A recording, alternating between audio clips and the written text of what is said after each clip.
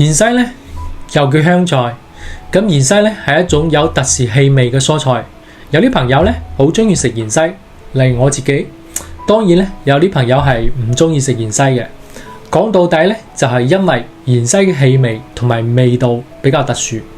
當然，芫茜除咗營養豐富之外，喺中醫仲有特定嘅功效。大家好，我係謝醫生。呢一期嘅影片咧，我哋嚟講講芫茜啦。首先咧，有啲朋友會問，點解芫茜會有咁樣特殊嘅氣味呢？其實咧，芫茜嘅特殊氣味咧係由佢裏邊嘅芳露糖醇、正桂醇同埋人醇同埋芳樟醇等呢啲揮發油嘅物質，佢哋混合埋一齊得到呢咁樣嘅特殊嘅氣味同埋味道嘅。咁對於愛食芫茜嘅朋友嚟講，就係覺得呢係一種美味啦。同時咧，都係由於芫茜咁樣嘅特殊氣味，好少有蟲害嘅，因為好多害蟲咧，佢哋係唔中意芫茜咁樣嘅味道嘅。所以咧，一般嚟講，我哋種植芫茜咧係唔需要噴灑農藥嘅。所以咧，芫茜佢又適合生食啦、泡茶啦，同埋做菜用。不過咧，有研究發現，大概咧4%到14%嘅朋友係討厭芫茜咁嘅味道嘅。而呢種討厭食芫茜嘅味道嘅朋友咧，可能就因為有一啲基因突變形成一個小群體。咁呢種基因突變咧，會造成佢哋咧對芫茜係產生厭惡感嘅。咁呢啲朋友咧，通常咪形容咧芫茜呢啲氣味咧係生脂肪啊、臭蟲啊，或者係化妝品散出嚟嘅味道嚟形容芫茜嘅。所以咧，有啲朋友佢厭惡芫茜、討厭芫茜，其實係一種好正常嘅現象。咁營養學認為咧，芫茜中嘅營養素含量咧都唔低嘅。咁最主要咧係有維生素 C 啦、膳食纖維啦、胡蘿蔔素啦、鈣啦、鉀啦等等呢啲元素。咁芫茜中咧，佢嘅維生素 C 嘅含量咧係比普通蔬菜高好多嘅。一般每100克嘅芫茜中咧，佢維生素 C 嘅含量咧係高達48微克左右。一般人咧，如果係食用咗7至10克嘅芫茜葉咧，就可以滿足我哋呢一日對維生素 C 嘅需求啦。而且咧，芫茜嘅維生素 C 含量咧係比檸檬中嘅維生素 C 含量仲要高嘅。所以咧，我哋將芫茜作為一種調味嘅蔬菜嗰陣咧，一般咧我哋係唔會經過高溫咁烹飪嘅，為個目的咧就係防止芫茜嘅維生素 C 嘅流失。另外咧，我哋芫茜中個鈣咧，佢高達每100克有101毫克嘅，咁樣同我哋平時飲嘅牛奶係相近嘅。所以咧，芫茜咧係屬於我哋日常蔬菜中含鈣量高嘅蔬菜。而且咧，芫茜仲含有一啲芫茜仲含有一啲蘋果酸鉀啦。而且咧，芫茜中所含嘅胡蘿蔔素咧會比我哋平時嘅番茄啦、菜豆、黃瓜等呢啲都高出好幾倍。咁傳統中醫又係點樣認識芫茜嘅咧？中醫認為咧，芫茜咧佢嘅性溫味甘，佢可以幫我哋咧健胃消食、發汗透疹、利尿通便、驅風解毒嘅。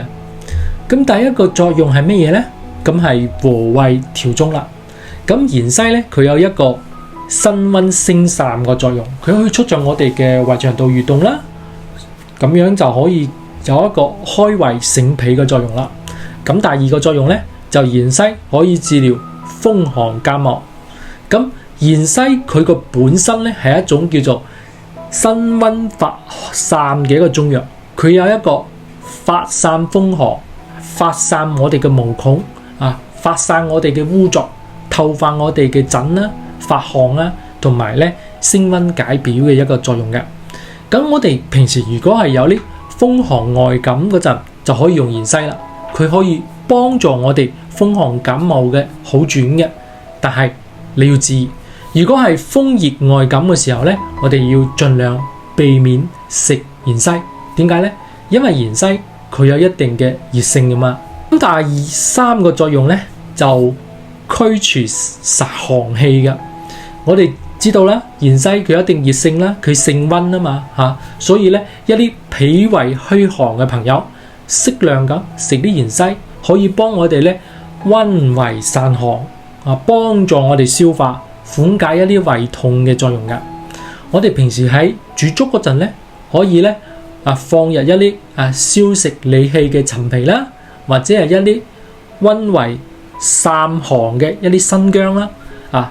喺即將呢煮好呢碗粥嘅時候呢，我哋撒啲芫茜末嘅咧，咁樣就做成咗芫茜粥嚟飲啦。咁第四個作用呢係咩？係發寒清熱透疹啦。芫茜嘅提取液裏邊呢，佢發現呢，佢有顯示一個發寒清熱透疹嘅功能。佢呢種特殊嘅香味呢，仲可以刺激我哋嘅汗腺呢分泌，促進我哋機體發寒同埋透疹噶。咁第五個作用呢，就係氣腥同埋增味道啦。